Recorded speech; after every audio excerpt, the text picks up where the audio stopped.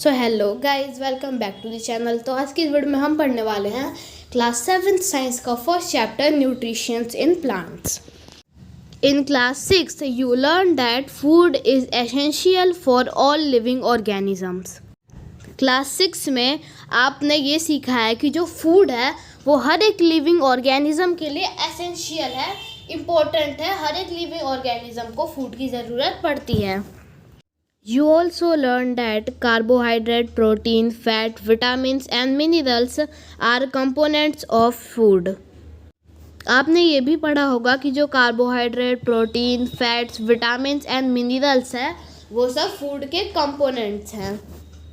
These components of food are called nutrients and are necessary for our body. ये जो components हैं food के उन्हें हम न्यूट्रिएंट्स कहते हैं और ये हमारी बॉडी के लिए नेसेसरी हैं, ज़रूरी हैं। All living organisms required food. Plant can synthesize food from themself but animals including humans cannot. All the living organisms, जितने भी लिविंग ऑर्गेनिजम्स हैं सबको फूड चाहिए होता है और जो प्लांट्स होते हैं वो अपना फूड खुद बना सकते हैं, बट जो एनिमल्स और ह्यूमंस होते हैं ना वो अपना फूड खुद नहीं बना पाते। They get it from plants और एनिमल दैट ईट प्लांट्स। और जो ह्यूमंस और एनिमल्स होते हैं ना वो अपने फूड को, अपने खाने को एनिमल्स से और प्लांट्स से लेते हैं। Thus, humans and animals are directly or indirectly depends on plants. तो इसका मतलब ये है कि जो ह्यूमंस और एनिमल्स होते हैं वो डायरेक्टली या इनडायरेक्टली डिपेंड्स होते हैं प्लांट्स पे। बूजो wants to know how plants prepare their own food. तो यहाँ पे एक बूजो नाम का बच्चा है जो जानना चाहता है कि जो प्लांट्स होते हैं वो अपना खाना खुद कैसे बनाते हैं, कैसे प्रिपेयर करते हैं।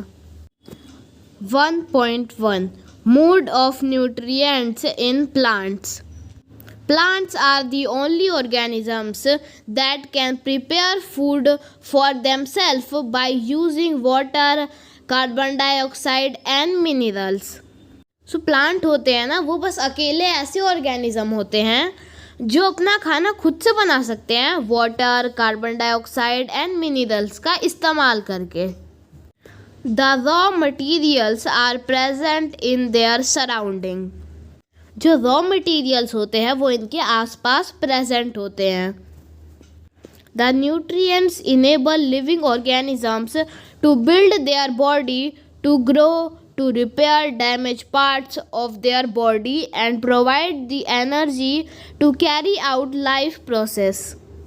जो न्यूट्रिएंट्स हैं वो जितने भी लिविंग ऑर्गेनिजम्स हैं उनकी हेल्प करते हैं उनकी बॉडी को बिल्ड करने में, ग्रो करने में, उनके जो डैमेज बॉडी पार्ट्स हैं उन्हें रिपेयर करने में, और एनर्जी देते हैं जिससे वो अपनी लाइफ प्रोसेस को कंटिन्यू कर सकें। Nutritions is the mode of taking food by an organism and its utilization by the body. Nutrition का मतलब होता है कि आपकी जो बॉडी है वो किस तरह से खाना लेती है और आपकी बॉडी जो है वो उस खाने को किस तरह से यूज़ करती है।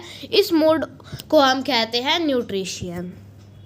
The mode of nutrition in which organisms make food themselves from simple substance is called autotrophic.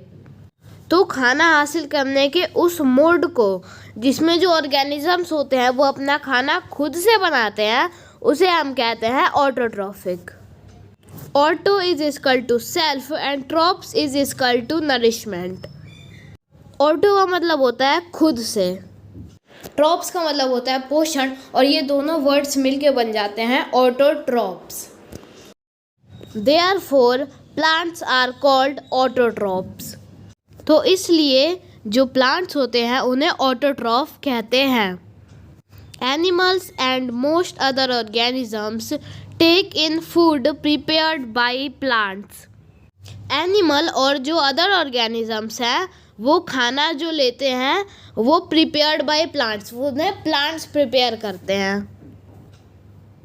They are called heterotrophs. Hetero का मतलब होता है अदर, तो यहाँ पे बता रहा है कि जो एनिमल्स और अदर ऑर्गेनिजम्स होते हैं जो अपना खाना खुद नहीं बनाते हैं, प्लांट से लेते हैं, ऐसे ऑर्गेनिजम्स को कहते हैं हेट्रोट्रॉप्स।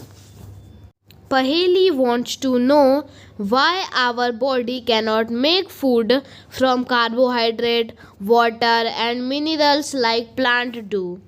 जो पहेली है वो ये जानना चाहती है कि जो हमारी ह्यूमन बॉडी है वो प्लांट्स की तरह कार्बन डाइऑक्साइड, वाटर और मिनरल्स का यूज़ करके खाना क्यों नहीं बना सकती। Now we may ask where the food factories of plants are located।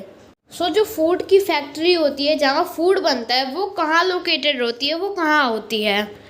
Weather food is made in all parts of plant और वन इन सर्टेन पार्ट, या फिर जो फूड होता है वो प्लांट के ऑल पार्ट्स में बनता है या फिर किसी एक पार्ट में बनता है। How do plants obtain the raw materials from the surroundings. Plants कैसे जो रॉ मटेरियल होता है उसे अपने आस पास से लेते हैं। How do they transport them to the food factories of plant.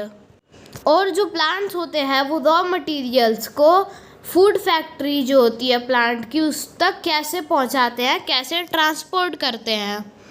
1.2 photosynthesis food making process in plant. Leaves are the food factories of plant. Therefore, all the raw materials must reach the leaf. Leave जो होती है ना वो होती है food factory of plant, और जितने भी रॉ मटेरियल्स होते हैं ना सब लीव के पास जाते हैं क्योंकि रॉ मटेरियल से लीव खाना बनाती है। Water and minerals present in the soil are absorbed by the roots and transport to the leaf। Water and minerals जो होते हैं वो सॉइल में प्रेजेंट होते हैं, जो रूट होती है वो उसे ऑब्जॉर्व करती है और लीफ तक पहुंचाती है।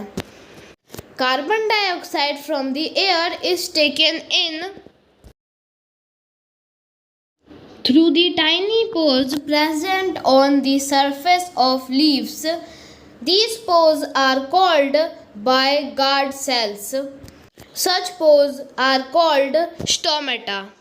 सो जो कार्बन डाइऑक्साइड होती है ना वो छोटे छोटे टाइनी होल जैसे होते हैं, वो लीफ की सरफेस पे प्रेजेंट होते हैं, उनके थ्रू अंदर आती है, और मतलब वो जो छोटे छोटे होल्स होते हैं ना वो सराउंडेड होते हैं गार्ड सेल्स से।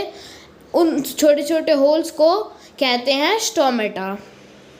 सो ये पैराग्राफ एंड हो गया। अब हम इसके ऊपर वाला एक पैराग्राफ टाइप का है सेल्स के बारे में, उसे पढ़ेंगे। Cells. You have seen that buildings are made of bricks. आपने देखा होगा कि जो बिल्डिंग्स होती है वो ब्रिक से बनी होती हैं। Similarly the body of living organisms are made of tiny units called cells. तो जैसे जो एक बिल्डिंग होती है वो ब्रिक से बनी होती है, सिमिलरली वैसे ही जितने भी ऑर्गेनिजम्स होते हैं उनकी बॉडी बनी होती है सेल्स से। Cells can be seen only under the microscope. So जो सेल्स होते हैं ना उन्हें हम सिर्फ माइक्रोस्कोप के अंदर देख सकते हैं, अपनी नॉर्मल आंखों से नहीं देख सकते। माइक्रोस्कोप होता है मतलब एक स्कोप टाइप का होता है, उससे आप छोटी से छोटी चीज़ों को देख सकते हैं। ये मेनली यूज होता है बैक्टीरियाज वगैरह को देखने के लिए। Some organisms are made of only one cell. So हमारी जो ह्यूमन बॉडी है ना वो बहुत सारे सेल्स से बनी है, बट कुछ ऐसे भी ऑर्गेनिजम्स होते हैं ना जो सिर्फ एक सेल से बने होते हैं। The cell is enclosed by a thin outer boundary called cell membrane. तो जो हमारा सेल होता है ना वो एक थिन आउटर बाउंड्री से कवर्ड होता है, उसे हम कहते हैं cell membrane. Most cells have a distant centrally located spherical structure called nucleus। तो इसमें भी बताया जा रहा है कि जो ज़्यादातर सेल्स होते हैं ना उनके बीच में एक स्पेरिकल शेप का स्ट्रक्चर होता है जिसे हम कहते हैं nucleus. Figure 1.1 the nucleus is surrounded by a jelly like substance called cytoplasm. So इसमें बताया जा रहा है कि जो न्यूक्लियस होता है वो सराउंडेड होता है, घिरा हुआ होता है एक जेली लाइक सब्सटेंस है जिसे हम कहते हैं साइटोप्लाज्म। साइड में फिगर 1.1 में सेल का डायग्राम भी दे रखा है, सो आप उसे भी देख के याद कर सकते हैं। सो गाइज आज की वीडियो में बस इतना ही। अगली वीडियो में हम इस चैप्टर को कंटिन्यू करेंगे। Thank you for watching.